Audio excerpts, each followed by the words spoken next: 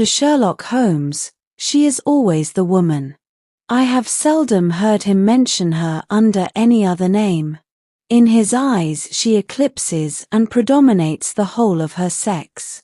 It was not that he felt any emotion akin to love for Irene Adler. All emotions, and that one particularly, were abhorrent to a cold, precise, but admirably balanced mind. He was, I take it, the most perfect reasoning and observing machine that the world has seen. One night, it was on the 20th of March, 1888, I was returning from a patient's house when my way led me through Baker Street. As I passed the well-remembered door, which must always be associated in my memory with my study of the dark crimes, I was seized with a keen desire to see Holmes again, and to hear how he employed his extraordinary faculties. His rooms were brilliantly lit, and even as I looked up, I saw his tall, spare figure pass twice in a dark silhouette against the blind. He was walking the room swiftly, eagerly, with his head sunk upon his chest and his hands clasped behind him. To him, routine was an insult to the active brain. He was at work upon some of his new criminal problems.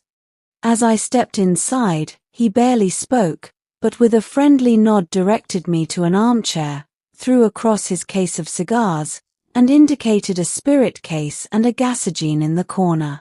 Then he stood up and looked at me with a singular smile. "Wedlock suits you, Watson," he remarked dryly. "You have put on about 7.5 pounds since I saw you." 7. I answered.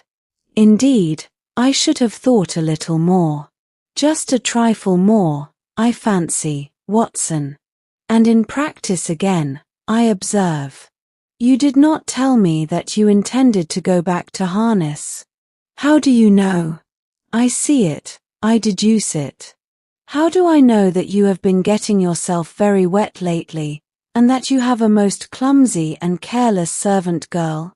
"My dear Holmes," said I, "this is too much. You would have been burned had you lived a few centuries ago." He chuckled to himself and rubbed his long, nervous hands together.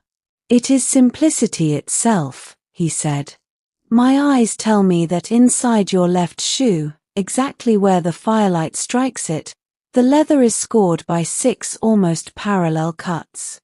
Obviously they have been caused by someone who has very carelessly scraped round the edges of the sole in order to remove crusted mud. Hence, you see, my double deduction that you had been out in vile weather, and that you had a particularly malignant boot-slitting specimen of the London slavey."